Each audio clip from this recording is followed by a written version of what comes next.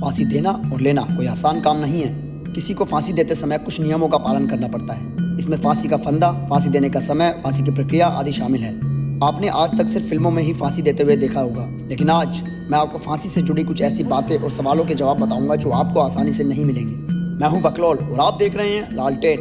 तो चलिए दोस्तों, शुरू करते हैं। सबसे पहले, फांसी की सजा सुनाने के बाद जज पेन की निब क्यों तोड़ देते हैं? इसका जवाब मैं बताता हूँ। हमारे कानून में फांसी की सजा सबसे बड़ी सजा है। फांसी की सजा सुनाने के बाद पेन की निब इसलिए तोड़ दी जाती है क्योंकि इस पेन से किसी का जीवन खत्म हुआ है, तो इसका कभी दोबारा प्रयोग ना हो।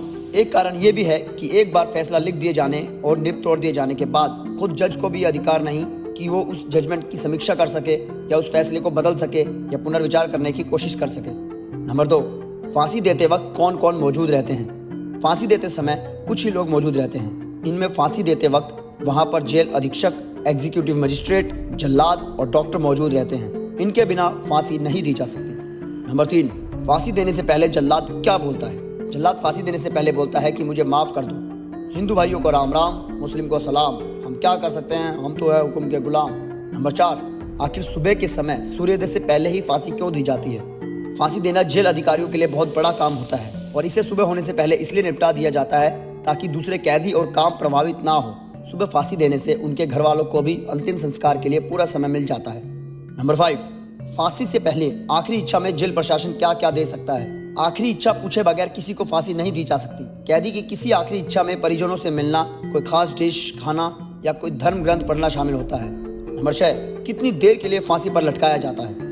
फांसी से पहले मुजरिम के चेहरे को काले सूती कपड़े से ढक दिया जाता है और 10 मिनट के लिए फांसी पर लटका दिया जाता है। फिर डॉक्टर फांसी के फंदे में ही ये चेक करके बताता है कि वो मृत है या नहीं। उसी के बाद मृत शरीर को फांसी के फंदे से उतारा जाता है। और अब बताता हूँ आपको फांसी से जुड़े कुछ बेहद रोचक तथ्य। सुप्रीम कोर्ट के दिशा निर्देश के मुताबिक जिसे मौत की सजा दी जाती है उसके रिश्तेदारों को कम से कम 15 दिन पहले खबर मिल जानी चाहिए ताकि वो आकर मिल सके। फांसी की सजा पाए कैदियों के लिए फंदा जेल में ही सजा काट रहे कैदी तैयार करते हैं। देश के किसी भी कोने में फांसी देने की अगर नौबत आती है तो फंदा सिर्फ बिहार की बक्सर जेल में ही तैयार होता है। इसकी वजह यह है कि वहाँ के कैदी इसे तैयार करने में माहिर माने जाते हैं। फांसी की फंदे की मोटाई को लेकर भी मापदंड तय हैं। फंदे की रस्सी 1.5 इंच से ज्यादा मोटी रखने के निर्देश हैं। फांसी की फंदे की कीमत बेहद कम है। 10 साल पहले जब धनंजय को फांसी दी गई थी तब ये 182 रुपए में जेल प्रशासन को उपलब्ध कराया जाता था।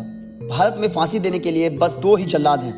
ये जल्लाद जिन राज्यों में रहते हैं वहाँ की सरकारें इन्हें 3000 रुपए महीने के देती है और किसी को फांसी देने पर अलग से पैसे दिए जाते हैं। आतंकवादी संगठनों के सदस्यों को फांसी देने पर उनको मोटी फीस दी जाती है। जैसे इंदिरा गांधी के हत्यारों को फांसी देने पर जल्लाद को 25,000 रुपए दिए गए थे। हमारे देश में दुर्लभतम मामलों में ही मौत की सजा दी जाती है। अदालत को अपने फैसले में ये लिखना पड़ता है कि मामले को दुर्लभतम, रेयरेस्ट ऑफ द रेयर क्यों माना गया है। नाइकी कंपनी का स्लोगन जस्ट डू इट किसी आदमी को फांसी देते समय अंतिम शब्दों से प्रेरित है। तो दोस्तों, उम्मीद करता हूँ ये वीडियो आपको बेहद पसंद आई होगी। लालटेन पर और भी ऐसी मजेदार वीडियो हैं, जाके उन्हें भी देखिए और साथ ही कर लीजिए यूट्यूब पर सब्सक्राइब और फेसबुक पर फॉलो।